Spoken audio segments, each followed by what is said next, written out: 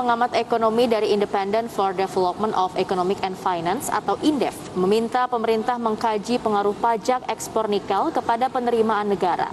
INDEF mengingatkan agar kebijakan tersebut tidak mempengaruhi surplus perdagangan. Ya, ekonomi Indef Nailul Huda memberikan catatan kepada pemerintah agar mengkaji lebih dalam pengaruh pajak ekspor nikel terhadap penerimaan negara. Selain itu, Huda juga meminta pemerintah melihat dampak kebijakan tersebut pada eksportir produk nikel. Huda mengingatkan agar kebijakan tersebut tidak berdampak buruk pada surplus neraca dagang. Indef juga menegaskan kesiapan pengguna nikel di dalam negeri harus dipastikan. Selain itu, eksportir menurutnya harus diberi kepastian investasi untuk pengelolaan nikel di dalam negeri. Pemerintah juga seharusnya mengkaji lebih mendalam mengenai 3 hal.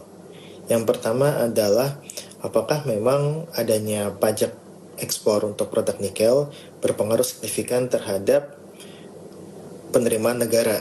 Itu yang pertama. Yang kedua adalah bagaimana atau apa dampaknya bagi eksportir produk nikel apabila pajak ini dikenakan, karena hal ini akan berkaitan langsung dengan ekspor impor Indonesia. Jangan sampai itu mempengaruhi surplus perdagangan yang selama ini terjadi itu menjadi lebih buruk gitu.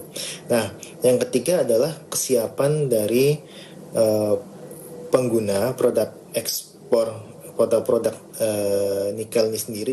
Ya, dalam penerapan sebuah kebijakan yang tentunya berkaitan dengan komoditas begitu ya, selain memang pasar ekspornya sudah dipastikan, tapi kalau untuk nikel sih kayaknya emang udah pasti akan diserap. Kalaupun memang ada pembatasan, seperti misalnya bentuknya adalah pengenaan pajak, dipastikan bahwa serapannya di dalam negeri sudah sangat siap gitu ya. Dan juga tadi juga seperti yang disampaikan oleh ekonom dari Indef bahwa memang dipastikan kalau penerapan kebijakan pajak nikel ini tidak mempengaruhi neraca dagang dari Indonesia.